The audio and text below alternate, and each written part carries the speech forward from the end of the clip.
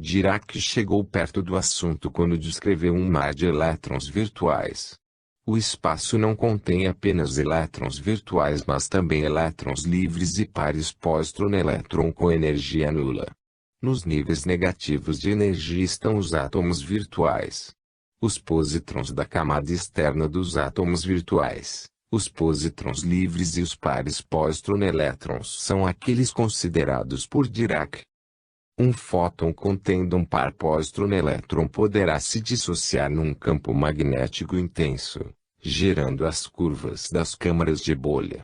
Um fóton poderá também colidir com um átomo virtual, transferindo-lhe energia positiva e fazendo saltar um positron para estados mais elevados da matéria visível.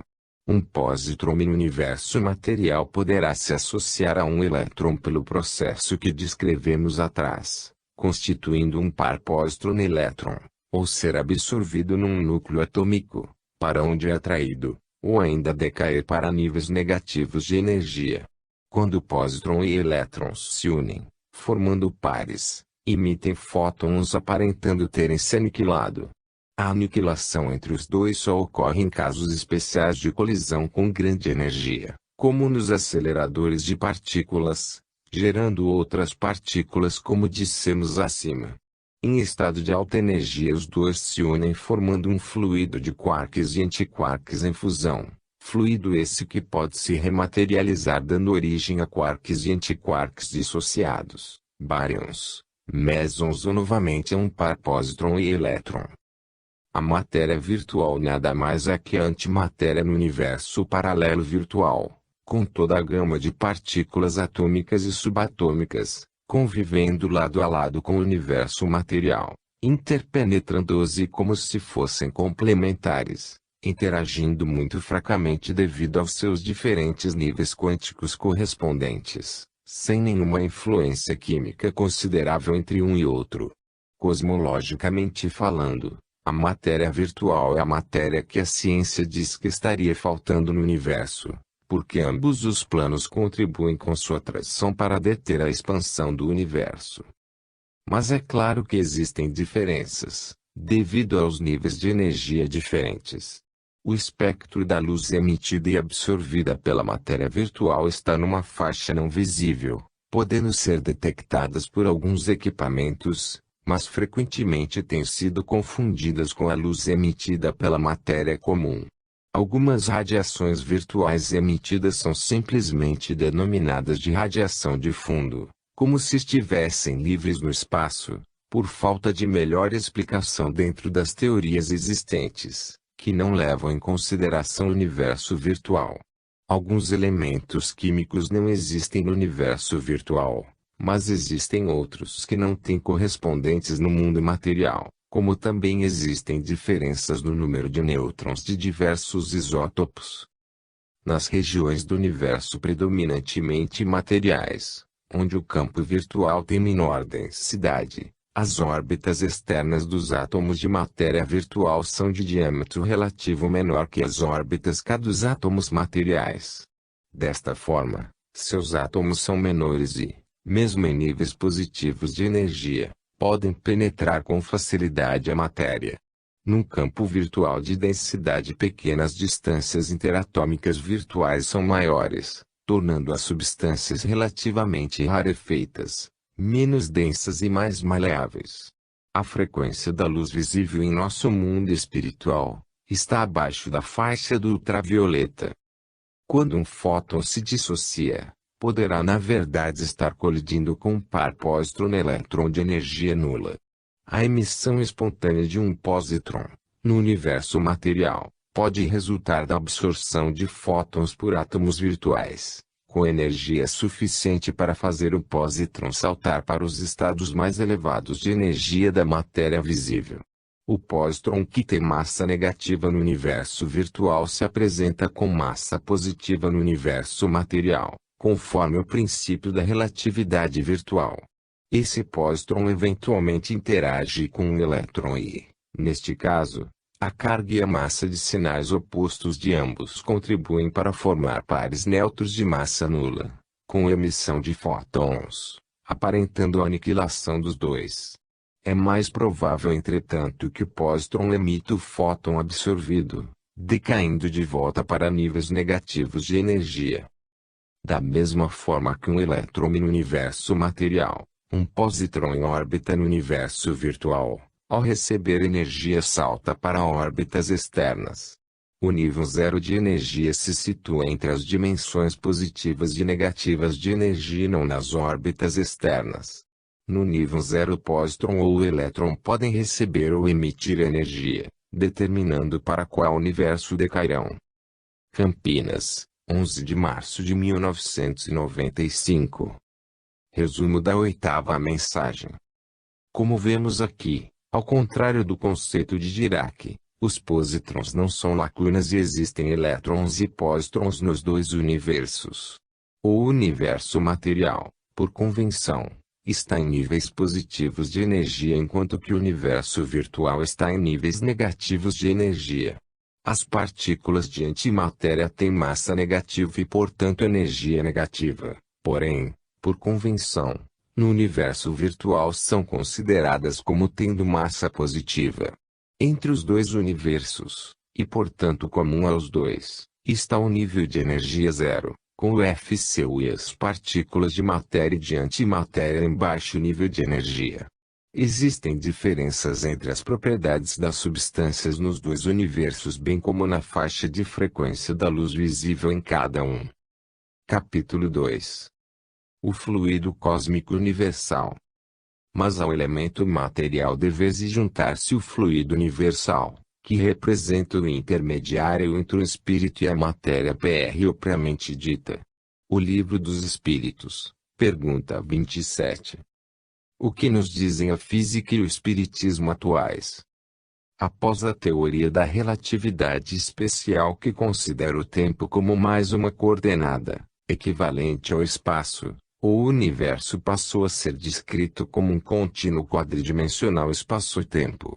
O efeito túnel foi então descrito como uma passagem pela dimensão-tempo nesse espaço quadridimensional.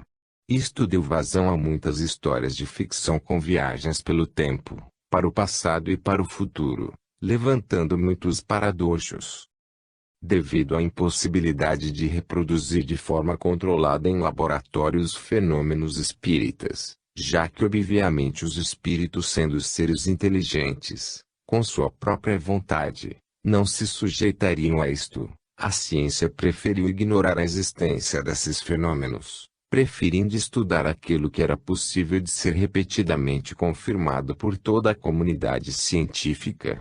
Assim, o pouco que foi feito em termos científicos, não se tratando de fenômenos parapsicológicos, só pode ser encontrado na literatura espírita. A explicação encontrada não difere muito do conteúdo deste livro e por ser extensa não a repetiremos aqui. Vamos então à nona mensagem que traz sutilezas adicionais sobre o assunto. Nona mensagem.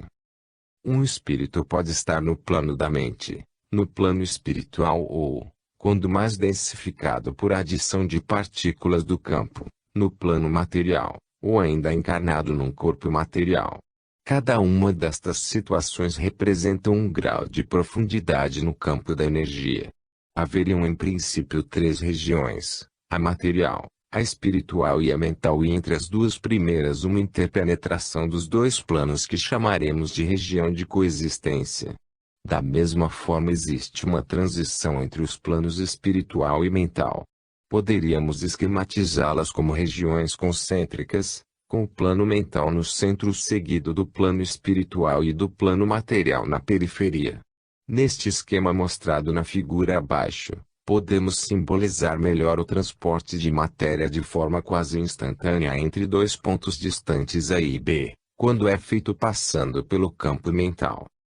No gráfico acima, o raio do círculo seria a dimensão adicional que podemos chamar de quinta dimensão, que é a dimensão da energia, que teria o nível zero na interface entre os planos material e espiritual, ficando a energia negativa nos planos espiritual e mental. Se convencionássemos colocar a origem da energia no centro, todas as regiões teriam energia positiva diferindo apenas pelo nível. A curvatura do espaço é denominada agora de curvatura do quindimensional espaço-tempo-energia quantizado.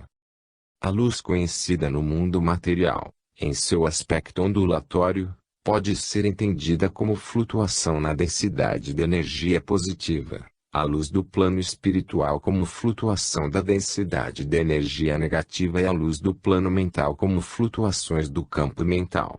Cada uma destas três formas de luz podem ser percebidas nos outros planos. A luz do plano espiritual é responsável pela formação da aura nos corpos materiais e a luz do plano mental é sentida como a luz do amor espiritual. O campo de energia, ou simplesmente FCU, no nível zero de energia, entre os dois universos, é constituído pelos diversos tipos de partículas elementares e suas antipartículas, positivas e negativas, embora com densidades locais diferentes. Essas partículas elementares e suas respectivas antipartículas formam os dipólios elétricos. Além disto, pares elétron-pósitron girando em torno um do outro, com massa total nula. Pares de quark e antiquark mesons também entram na constituição do FCU para níveis de energia mais positivo. O campo vai tendo cada vez mais excesso de partículas elementares H+, e pares de partículas materiais livres. Da mesma forma, quanto mais negativo o nível de energia, mais excesso de partículas H e antipartículas virtuais são encontradas no campo. Uma antipartícula só é virtual se possuir energia negativa. Uma antipartícula com energia positiva encontra-se no mundo material. No espírito encarnado, as energias positivas e negativas estão mais intimamente ligadas, embora cada uma em seu plano, graças à natureza do fluido vital que nada mais é que o FCU dotado de características especiais de vibração coerente, induzida no íntimo da estrutura celular. O perispírito adquire então estrutura semelhante à do corpo material e possui órgãos sensoriais correspondentes, permitindo-lhe a percepção da luz espiritual em seu cérebro perispiritual. Por meio de treinamento adequado é possível intensificar a comunicação entre os dois cérebros de modo a desenvolver os diversos tipos de mediunidade.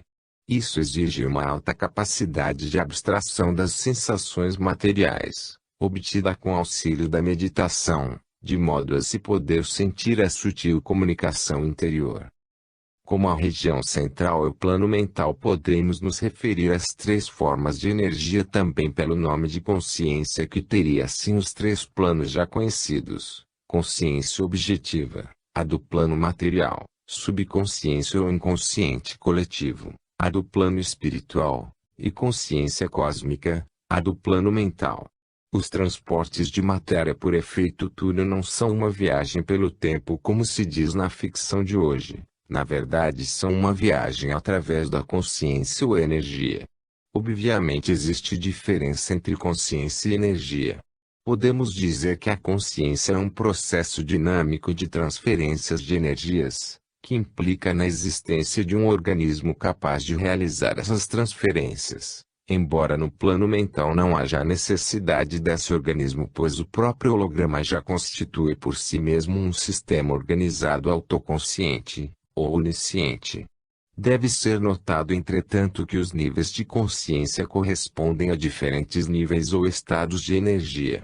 Esta é a razão da meditação, onde aquietamos nosso cérebro material que funciona em nível elevado de energia, embaraçando a observação do funcionamento do cérebro perispiritual. Campinas, 9 de abril de 1995. Resumo da nona mensagem.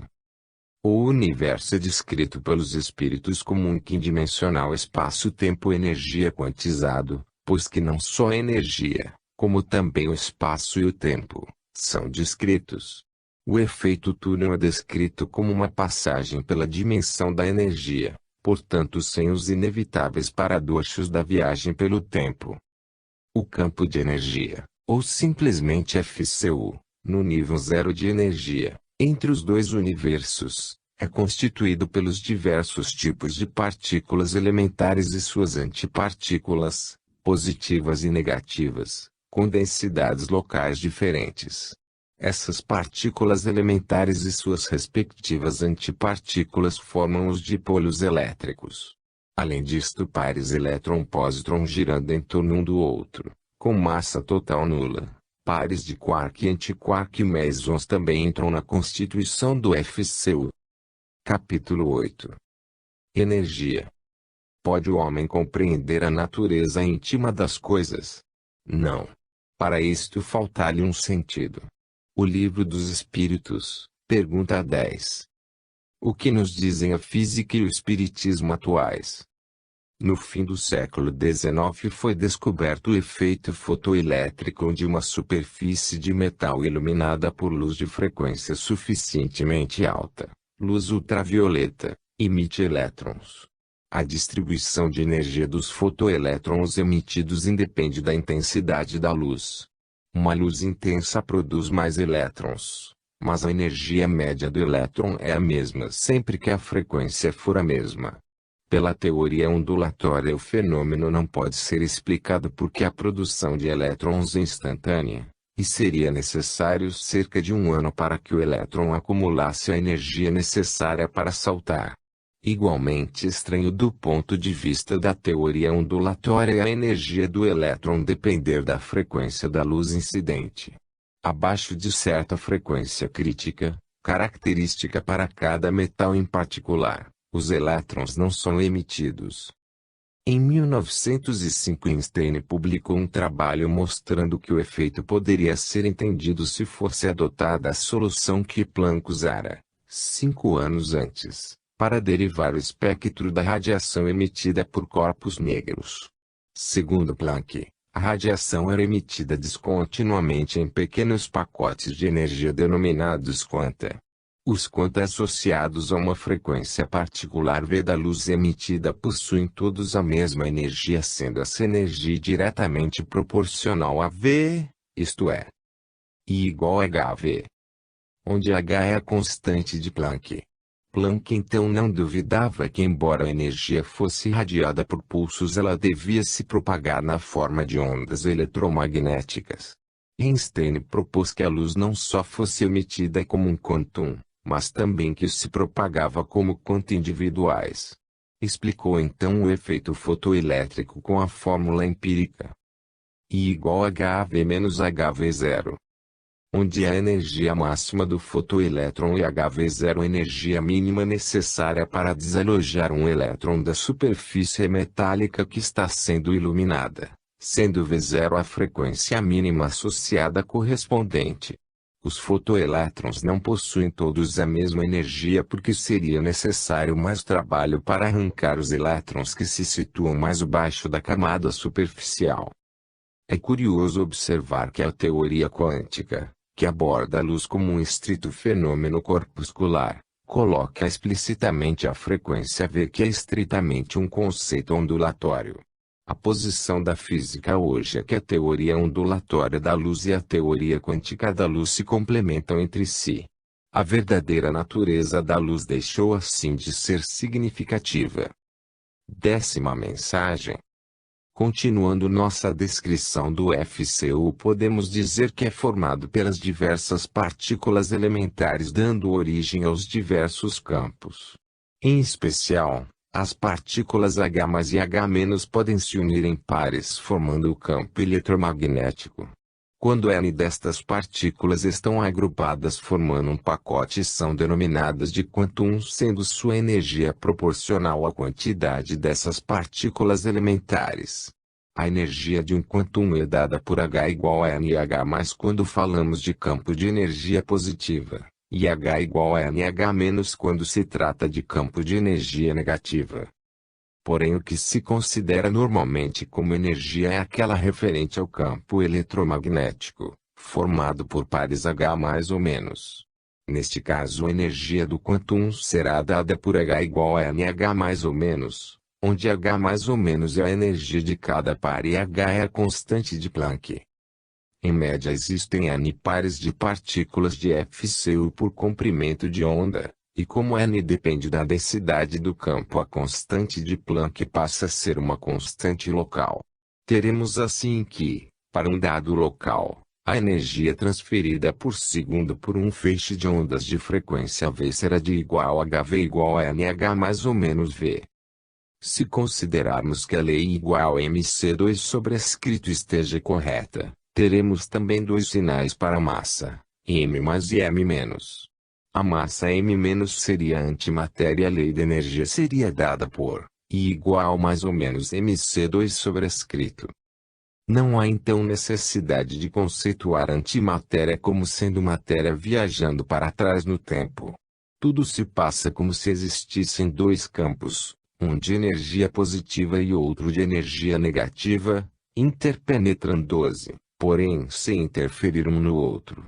A matéria interage com a matéria através do campo material e a antimatéria interage com a antimatéria através do campo antimaterial. No nível zero seria os campos material e antimaterial estão unidos, ou seja, as partículas H+ e H- estão unidas formando pares. Aliás, estes pares estão presentes também próximo às partículas com carga elétrica, dando origem à renormalização considerada pela física. No quantum temos n pares de partículas H mais ou menos com uma dada quantidade de movimento que só depende da frequência V. Daí segue que numa interação com a matéria a energia dos fótons só depende da frequência enquanto a amplitude depende da quantidade de fótons. Sendo o elétron pontual, são as partículas H mais ou menos que colidem com ele não o quantum como um todo rígido. Se o momento da partícula H+ for pequeno, frequência menor que V0, o elétron não salta. Se o valor do momento da partícula H que colide não for o valor máximo, a energia do elétron não será a máxima para aquela frequência. Campinas, 16 de abril de 1995. Resumo da 10ª mensagem. Esta lição nos diz que a constante de Planck não é universal mas um valor local que depende da densidade do campo ou da quantidade de partículas por comprimento de onda. Mostrou-nos também que a energia equivalente de uma massa negativa também é negativa. O efeito fotoelétrico é explicado em nível de partículas elementares. Capítulo 9. A luz virtual. Os espíritos estão por toda parte, povoam o espaço infinito. Estão continuamente ao vosso lado, observando e agindo, malgrado vosso, porque são uma das forças da natureza e os instrumentos de que Deus se serve para a realização de seus desígnios providenciais. O Livro dos Espíritos, pergunta 87. O que nos dizem a física e o espiritismo atuais? Conforme vimos no capítulo anterior, a hipótese de que a onda se propaga como uma série de conta foi usada para explicar o efeito fotoelétrico.